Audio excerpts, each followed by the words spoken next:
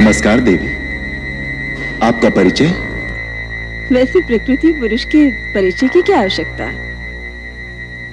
तुम पृथ्वी की परम तेजस्वी सुंदर पुरुष हो और मैं त्रिलोक सुंदरी नारी। हे त्रिलोक सुंदरी, मैं आपकी क्या सेवा कर सकता हूँ? मैंने तीनों लोक ही छान मारे हैं, परंतु अपने अनुरूप सुंदर, सचीला और वीर पुरुष आज ही देखा है। इस पृथ्वी पर न तुम जैसा कोई पुरुष है और न मुझ जैसी नारी। विधाता ने हम दोनों को एक दूसरे के लिए ही रचा है, इसलिए पति भाव रखकर मैं तुम्हारे पास आई हूँ।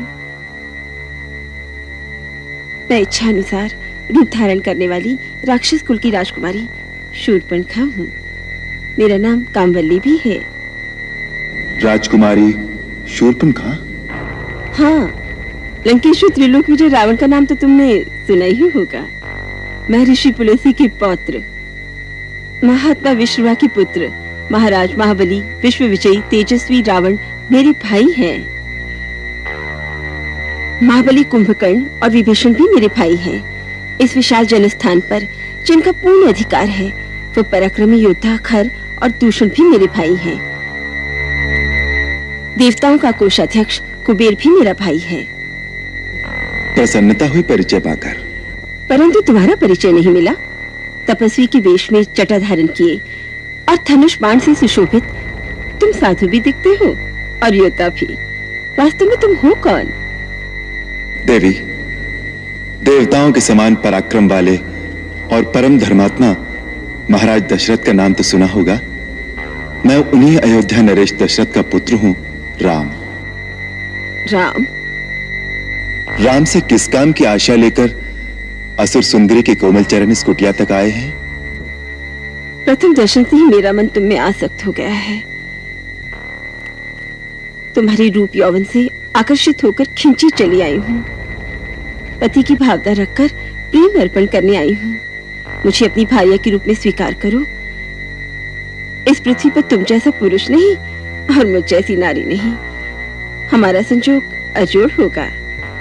आदरणीय असुरबाला, हे भद्रे, क्या तुम मेरी परीक्षा लेने आई हो? नहीं सी पुरुष, मैं आत्मसमर्पण करने आई हूँ।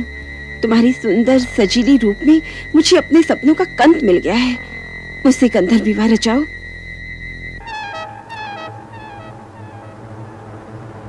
मैं विवाहित हूँ।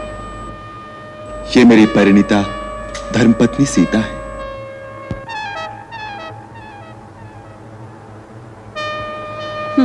क्या रखा है इस सूखी सड़ी काठ की पुतली सी क्षुद्र मानव स्त्री में? इसे तो मैं भी खा जाऊंगी। उसके बाद तुम दंडक वन के राजा बनना और मैं तुम्हारी प्राण प्यारी रानी। हाँ, यदि तुम्हें इस पर दया आती हो तो ये भी पड़ी रहेगी हमारी दासी बनकर। हमारे वन प्रदेश में एक नहीं अनेक विवाह रचा सकते हैं। किंतु मैं एक पत्नी व्रत ले चुका हूं, और फिर तुम जैसी स्त्री सौत का साथ कैसे सहन करेगी?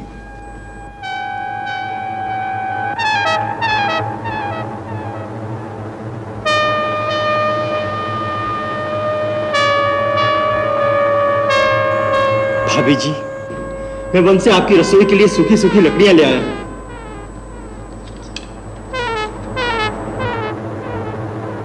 ये कौन है तुम्हारी ही जैसा सुंदर और सजीला? ये मेरा छोटा भाई लक्ष्मण है। अकेला है? हाँ, वन में तो अकेला ही है।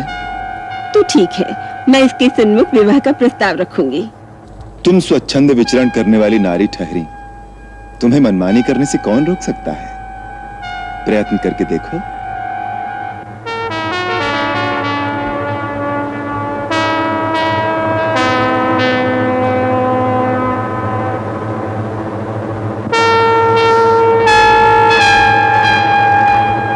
क्यों जी लक्ष्मण जी, अकेले हो? कहिए, आपको क्या कष्ट है?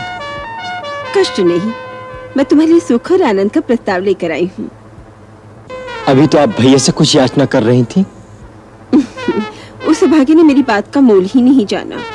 कहता है मेरी स्त्री साथ है। छोड़ो उसे, मैं हर तरह तुम्हारे योग्य हूँ, तुम मेरे योग्य हो। मेरा परिणय प्रस्ताव स्वीकार करो। भद्रे, स्वामी को छोड़कर सेवक के पास क्यों चली आई? क्या तुम्हारी दृष्टि में स्वामी और सेवक में कोई अंतर नहीं? हे गजगामिनी, कहां तो तुम स्वामिनी बनने के सपने देख रही थी। मैं तो अपने बड़े भैया श्री रामचंद्र जी का दास हूं। मेरी संगनी बनकर भैया भाभी की सेवकाई करते करते थक जाओगी।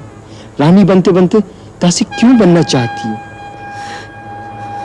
जाओ, वहीं जाकर अपनी मनोकामना की याचना करो। मैं यहाँ याचना करने नहीं आई। तुम दोनों भाई मेरे प्रेम प्रस्ताव को ठुकरा रहे हो केवल एक शूद्र स्त्री के कारण। इसका तो मैं नामो निशान मिटा दूंगी। तुम्हारे सामने इसे अभी खा जाऊंगी।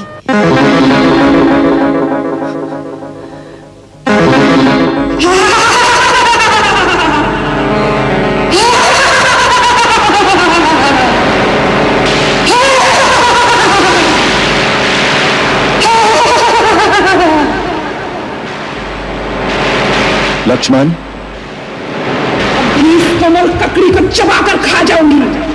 तब तक तुम मेरे साथ विवाह करोगे?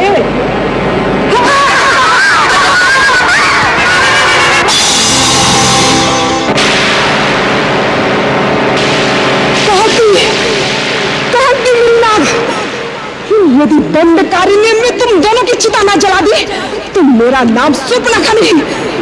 मैं रावण की बहन नहीं, खरदूषण मेरे भाई नहीं।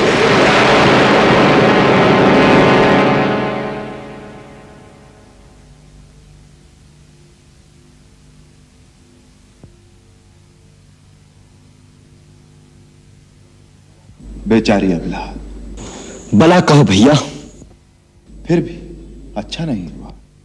बुरा क्या हुआ? स्त्री थी। दुराचारणी दुष्टा थी। महर्षि विश्वामित्र ने भी ताड़का वध का आदेश देते समय यही कहा था। ऐसी दुष्टा नारी का वध करने में कोई दोष नहीं। हमने तो केवल उसकी नाक काटी है। एक लज्जाहीन स्त्री जब कामातुर हो जाए तो उससे भयानक और कोई नहीं होता। वो तिरस्कृत होकर अपना और दूसरों का सर्वनाश कर सकती है।